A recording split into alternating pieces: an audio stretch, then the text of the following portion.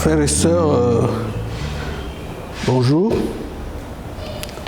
et bon culte de dimanche. Depuis quelques semaines, nous avons entamé le retour dans nos différentes salles de culte, dans les temples, je veux dire.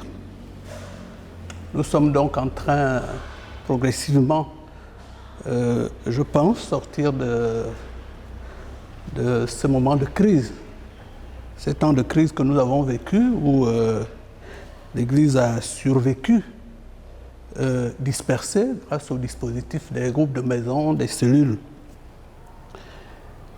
Et depuis quelques jours, le Seigneur a mis dans mon cœur un message, une pensée à partager à l'Église pour orienter ce retour, mais aussi pour nous rappeler ce qui est essentiel pour l'Église. Bien entendu, nous ne pouvons pas commencer ces moments sans nous rappeler que cette semaine, 2 de nos frères ont rejoint le Seigneur. Il y a Germain, ici dans le Grand Libreville,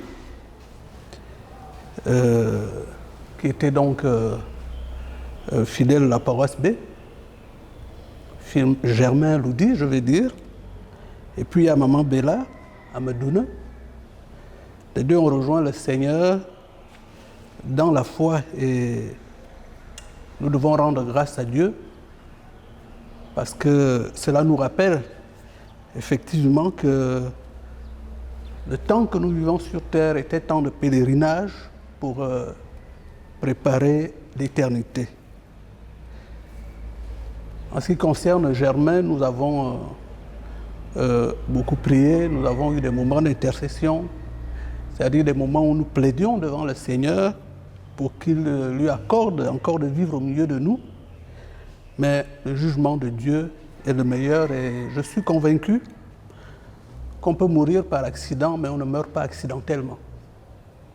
Parce que comme la Bible dit, qu'aucun cheveu ne tombe de notre tête sans que Dieu soit au courant, je crois qu'aucun être humain ne meurt sans la volonté de Dieu. Et donc, le Seigneur a décidé, nous lui rendons grâce, et nous allons continuer, nous, notre pèlerinage, mais surtout à méditer la parole de Dieu. Le titre du message de ce dimanche, qui continuera dimanche prochain, c'est Dieu et amour. Amour. Quand la Bible dit Dieu et amour, il s'agit de l'amour agapé. Dieu est agapé. Comme sous-titre, je pourrais dire l'assurance de la volonté de Dieu. L'assurance de la volonté de Dieu. Donc, Dieu est amour, l'assurance de la volonté de Dieu. Autrement dit, comment savoir, comment avoir l'assurance que ce que nous voulons correspond à la volonté de Dieu? C'est une question constante. Je crois que c'est une recherche constante, un désir constant de chaque enfant de Dieu de faire en sorte que sa propre volonté s'accorde avec la volonté de Dieu. Donc, comment avoir l'assurance que ce que nous voulons, c'est la volonté de Dieu? La première lettre de Jean, la première épître de Jean, est pleine d'enseignements à ce sujet et c'est essentiellement sur cette lettre que notre méditation va reposer. Donc, dans la première lettre de Jean, 1 Jean, chapitre 3, versets 18 à 19, nous lisons « Mes enfants, que notre amour ne se limite pas à des discours et à de belles paroles, mais qu'ils se traduisent par des actes accomplis dans la vérité. Verset 19, c'est ainsi que nous saurons que nous appartenons à la vérité et nous rassurerons notre cœur devant Dieu. Verset 20, si notre cœur nous condamne d'une manière ou d'une autre, car Dieu est plus grand que notre cœur et il connaît tout. Au verset 21 du même chapitre, donc de cette lettre, il est dit que si notre cœur ne nous condamne pas, nous avons l'assurance de l'exaucement de notre prière. Je reprends, si notre cœur ne nous condamne pas, nous avons l'assurance de l'exaucement de notre prière. Alors lisons ces versets 21, 22 jusqu'au verset 23. Mes chers amis, si notre cœur ne nous condamne pas, nous sommes pleins d'assurance devant Dieu. Verset 22. Il nous donne tout ce que nous lui demandons parce que nous obéissons à ses commandements et que nous faisons ce qui lui plaît. Or, que nous commande-t-il? De placer notre confiance en son Fils Jésus-Christ et de nous aimer les uns les autres comme il nous l'a lui-même prescrit. La Bible nous dit que la foi est une ferme assurance de ce qu'on espère. C'est Hébreux, chapitre 11, le verset 1. La foi est une ferme assurance de ce qu'on espère. Ce que nous désirons, ce que les enfants de Dieu recherchent, c'est la foi. C'est cette ferme assurance-là. Nous voulons avoir l'assurance, une ferme assurance. Alors d'où nous viendrait cette assurance? Cette assurance qui gagnerait nos cœurs si nous aimons les uns les autres, comme Jésus nous l'a recommandé. C'est ce que nous avons lu, si vous voyez attentivement les textes que nous venons de voir. D'où vient cette assurance si nous aimons les uns les autres comme Jésus le recommande? Puisque nous voyons que nous aimer les uns les autres procure de l'assurance. Jean enseigne à l'Église que cette assurance vient de ce que Dieu est amour. Ce Dieu qui est amour habite nos cœurs. Alors si notre cœur est un cœur d'amour, un cœur qui marche dans l'amour, c'est-à-dire la lumière et la vérité qui sont dans l'amour, votre cœur ne vous condamnera plus. Vous n'aurez plus mauvaise conscience. Parce qu'un cœur qui condamne, c'est un cœur qui a mauvaise conscience. Donc, si vous avez un cœur d'amour, vous n'aurez plus mauvaise conscience. Et cela vous donne l'assurance que c'est Dieu qui parle en vous. Chers frères et sœurs, nous parlons beaucoup. Les différentes situations que nous vivons nous amènent à parler beaucoup.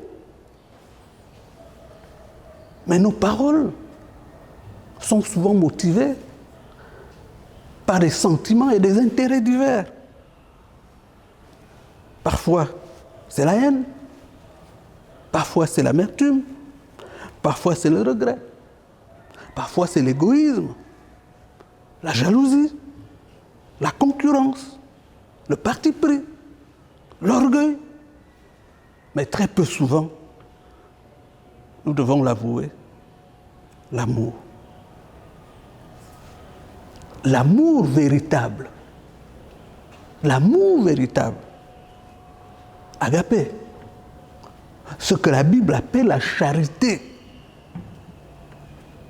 Agapé, c'est différent de l'amour sentimental.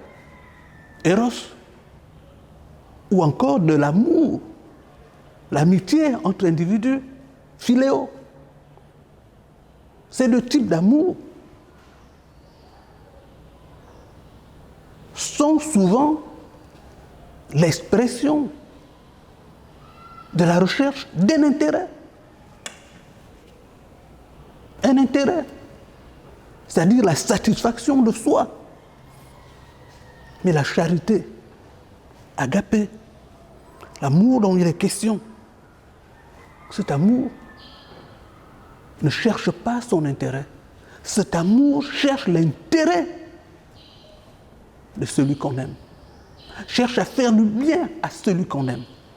C'est ça la charité. Dans certaines versions bibliques, en français, on parle de la charité. Parce que c'est la charité qui nous rend capables d'aimer même nos ennemis. D'aimer même les méchants. Si donc nous aimons et nous sommes motivés par l'amour, par la charité, cela signifie que nous sommes motivés par Dieu. Cela signifie que Dieu a gagné nos cœurs. Dieu d'amour. L'amour est plus grand que nos cœurs. Et nos cœurs ne nous condamnent plus. Vous devez savoir, frères et sœurs, que Dieu n'est soumis qu'à lui-même. Il n'est pas soumis à nos caprices. Il n'est pas soumis à nos émotions. Et encore moins à nos injonctions, ou bien nos jérémiades, ou nos plaintes.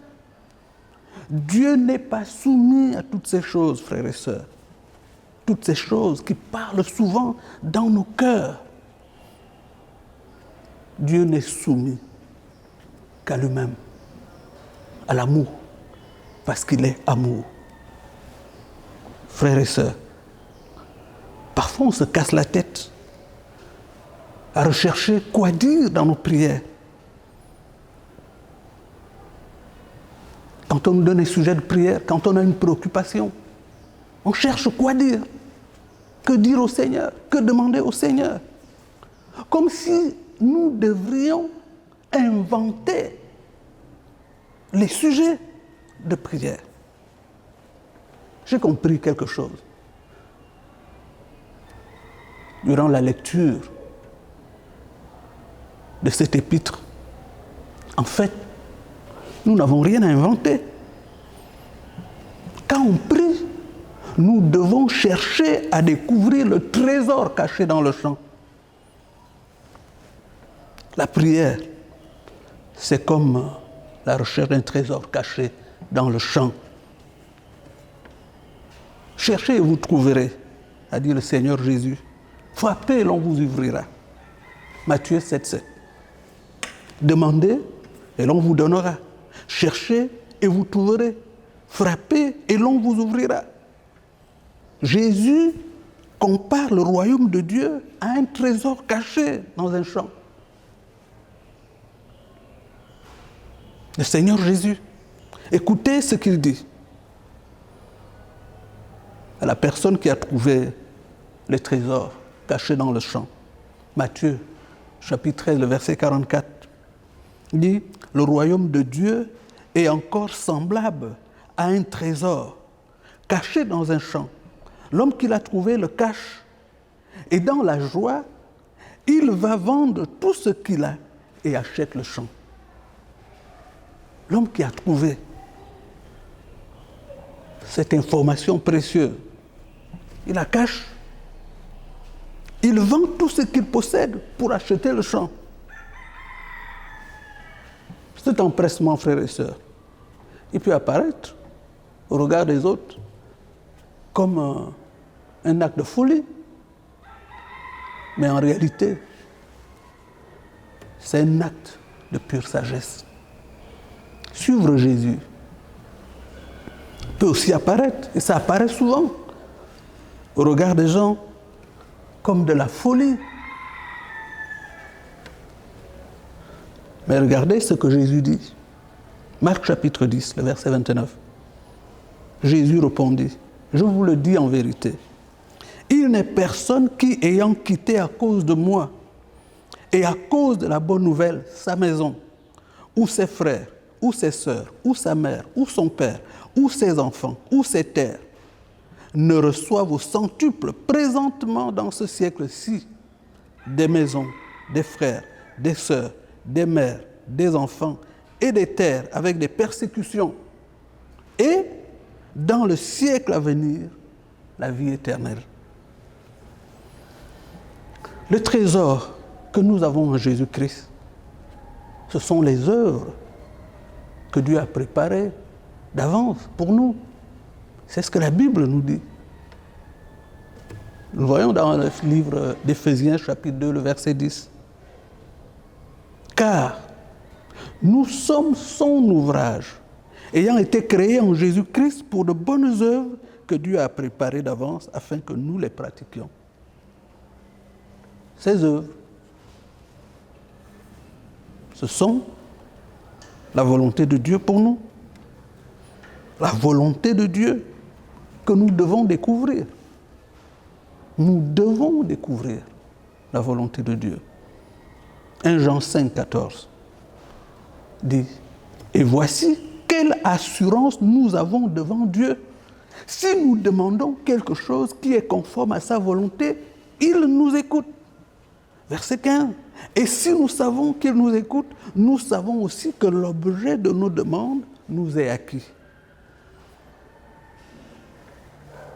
Nous savons qu'il nous écoute parce qu'il n'écoute que lui-même.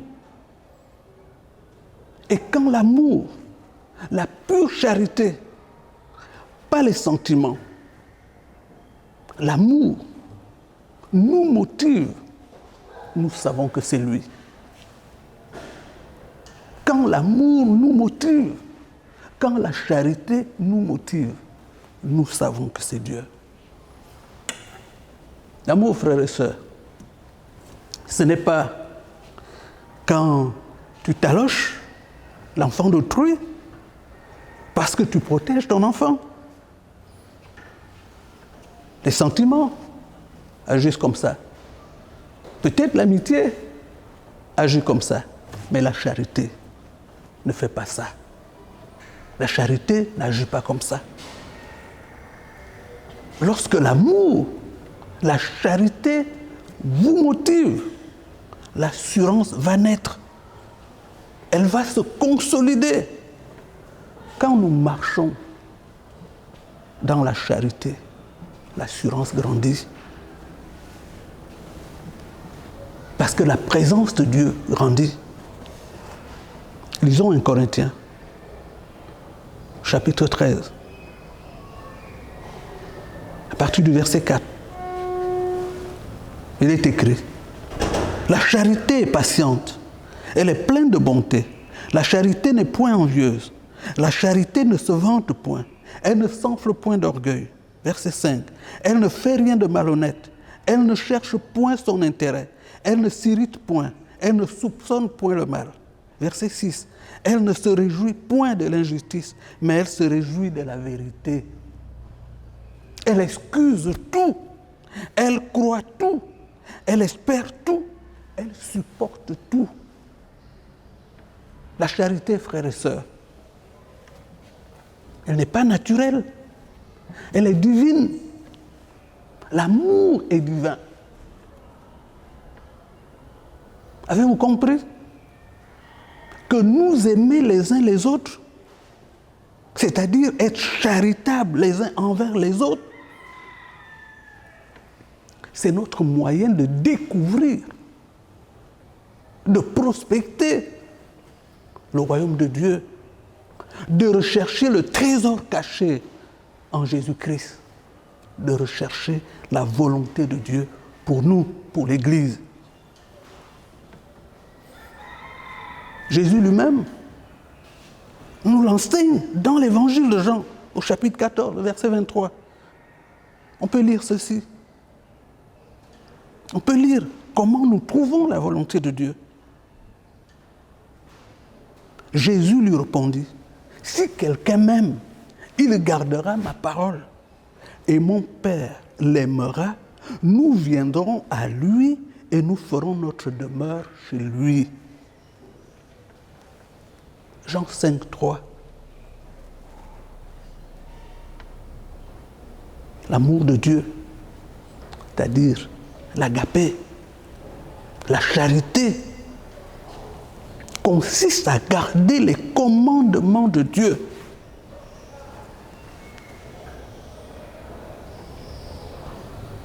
« 1 Jean 5, 3.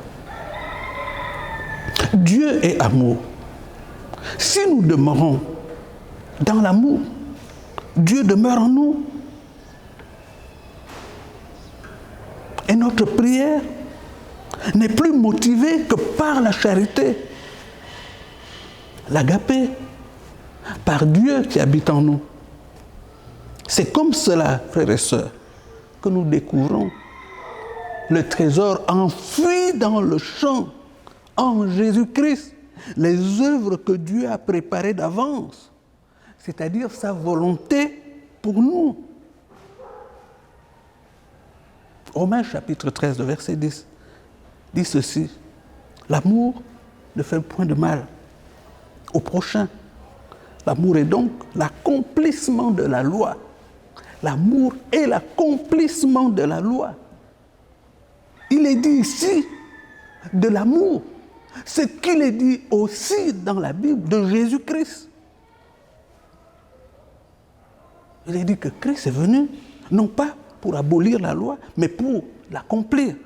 Matthieu chapitre 5, le verset 17. Ça sort de la bouche du Seigneur Jésus lui-même. Ne croyez pas que je sois venu pour abolir la loi ou les prophètes. Je suis venu non pour abolir, mais pour accomplir. N'est-ce pas ce que nous avons lu dans Romains 13, 10? L'amour est l'accomplissement de la loi. Ce que l'homme ne peut pas accomplir, Dieu l'accomplit en l'homme en qui il habite par l'amour de Dieu, qui est rendu possible par notre obéissance à Jésus-Christ. En Christ, il est possible de pardonner. Il est possible d'aimer ses ennemis. Voilà pourquoi il est possible de connaître Dieu et de connaître la vérité en Christ. Je veux qu'on examine rapidement un exemple de prière inspirée qui m'a frappé, de prière conforme à la volonté de Dieu. Dans la 3e lettre de Jean, 3 Jean, 1 à 2, l'ancien écrit à Gaius et fait une prière. Je souhaite que tu prospères à tous égards et sois en bonne santé comme prospère l'état de ton âme. C'est une formule, c'est devenu une formule qu'on veut répéter. Mais il s'agit ici d'une prière inspirée. Recherchons nos prières inspirées pour ne pas répéter les formules. Frères et sœurs, parce que ceci n'est pas une formule, ce n'est pas un vœu pieux, ce n'est pas une doléance à tout hasard comme ça, ou encore l'expression de sentiments affectifs. Non, ce n'est pas non plus une déduction logique. Rien de tout cela. C'est une véritable pépite d'or, un véritable diamant spirituel que l'ancien a découvert dans la communion avec Dieu et qui sort de sa bouche. Cette prière, frères et sœurs, elle sort des entrailles de miséricorde de Dieu. C'est la parole même de Dieu qui déclare: l'âme qui pêche, c'est elle qui mourra. Je ne suis pas sûr que Jean a eu l'intention de transposer un verset de l'Ancien Testament dans sa lettre. Je ne le pense pas. Mais l'inspirateur de sa prière et aussi celui qui a inspiré les Écritures. Dans le livre d'Ézéchiel, chapitre 18, le verset 4, nous lisons effectivement « Voici, toutes les âmes sont à moi, l'âme du Fils comme l'âme du Père. L'une et l'autre sont à moi. L'âme qui pêche, c'est elle qui mourra. » La parole qui est transmise par ce texte, la pensée qui est transmise par ce texte que nous venons de lire dans Ézéchiel, c'est la même chose de dire que l'âme qui ne pêche pas ne mourra pas. Elle ne se séparera pas de Dieu. Cette âme qui ne pêche pas prospère dans la présence de Dieu, dans la lumière, dans la vérité, dans l'amour de Dieu. Je prie que tu prospères comme prospère l'état de ton âme, comme prospère ton âme. Cette parole, frères et sœurs, je veux que tu prospères comme prospère l'état de ton âme, sort de la bouche de prière d'un homme revêtu des entrailles de miséricorde, c'est-à-dire d'un homme revêtu d'ardente bonté de Dieu, de quelqu'un qui est mu, non par les émotions, mais par la charité, par l'amour de Dieu, par l'agapé. Colossiens 3, verset 12. Ainsi donc, comme des élus saints et bien-aimés, revêtez-vous d'entrailles, de miséricorde, de bonté, d'humilité, de douceur. Tout cela, frères et sœurs, pour dire aimez, aimez, aimez encore, aimez toujours. Ainsi, frères et sœurs, lorsque Dieu habite en vous, lorsque l'amour de Dieu habite en vous, lorsque la charité habite en vous, lorsque vous êtes mus par la charité, par l'amour, vous priez la parole de Dieu. Je ne veux pas dire que vous récitez les versets bibliques, ce n'est pas ça. Mais, comme nous l'avons vu dans cet exemple, vous captez la pensée de Dieu.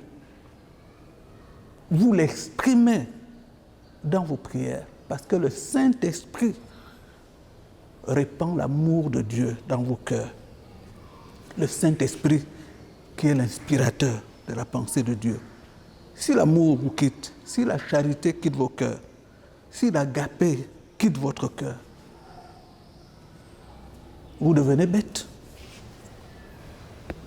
Votre intelligence devient perfide.